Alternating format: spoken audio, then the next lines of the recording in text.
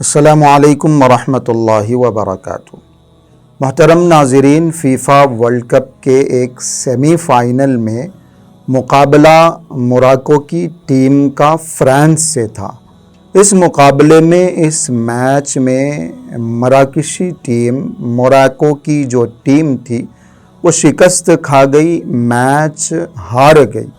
لیکن دنیا نے جو منظر دیکھا وہ ایک تاریخی منظر ہے، وہ ہمیشہ یاد رکھا جانے والا منظر ہے کہ موراکو کی یہ ٹیم ہارنے کے باوجود گراؤنڈ میں سجدے میں گر گئی۔ یہ جو موراکو کی ٹیم نے کام کیا ہے، دنیا حیران ہے کہ یہ کیسے لوگ ہیں کہ جب جیت جاتے ہیں تو اچھلنے کودنے ناچنے گانے کے بجائے سجدے میں گر جاتے ہیں، اور ہار جاتے ہیں تو ماتم کرنے، افسوس کرنے، سر اور سینہ پیٹنے کے بجائے سجدے میں گر جاتے ہیں۔ یہ کیسا منظر ہے، یہ کیسا جذبہ ہے، یہ کیسا کام۔ میرے دوستو، زندگی بھی ایک کھیل ہے، اس میں کبھی ہم ہارتے ہیں، کبھی جیتتے ہیں۔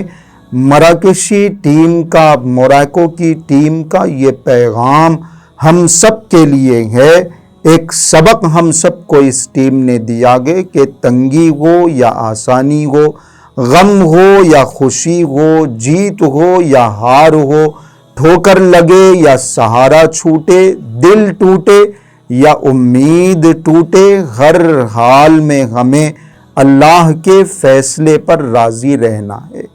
ہمیں اللہ کے سامنے کوئی شکایت نہیں کرنی، یہ نہیں کہنا ہے کہ یا اللہ میرے ساتھ ایسے کیوں ہو گیا۔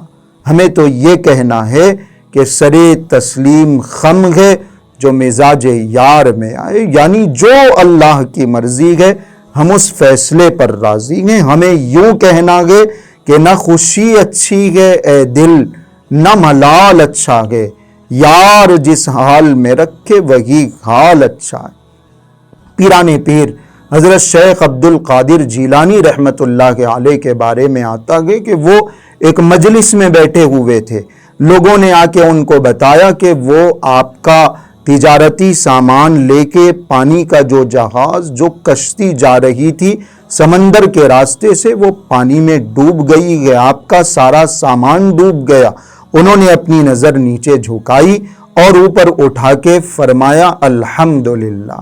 تھوڑی دیر کے بعد کسی نے آ کے اطلاع دی، حضرت وہ خبر غلط تھی، پانی کا جہاز، وہ کشتی، وہ سامان سب کے سب محفوظ ہیں، فکر کی کوئی بات نہیں۔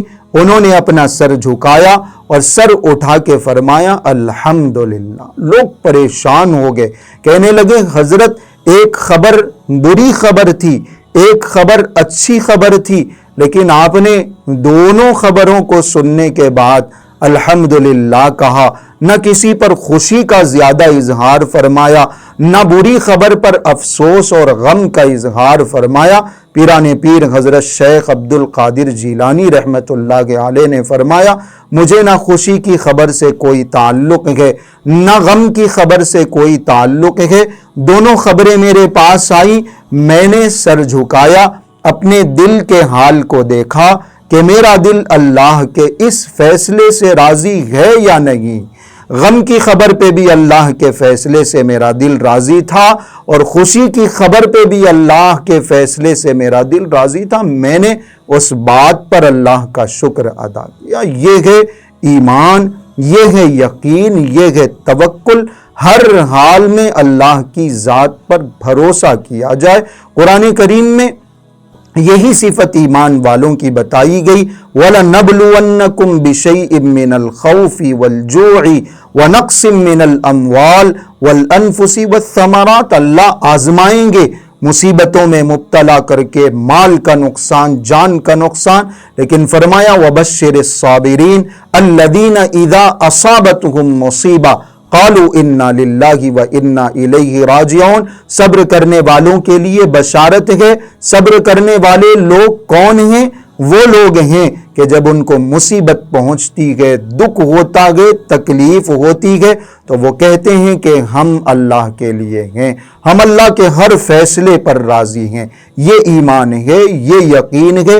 جس دن یہ یقین ہمارا بن جائے گا، یقین کریے مایوسی، ناامیدی ہماری زندگی سے نکل جائے گی۔ صرف توکل ہوگا، صرف ایمان ہوگا، صرف یقین ہوگا، ہم ہوں گے اور اللہ کی ذات ہوگی۔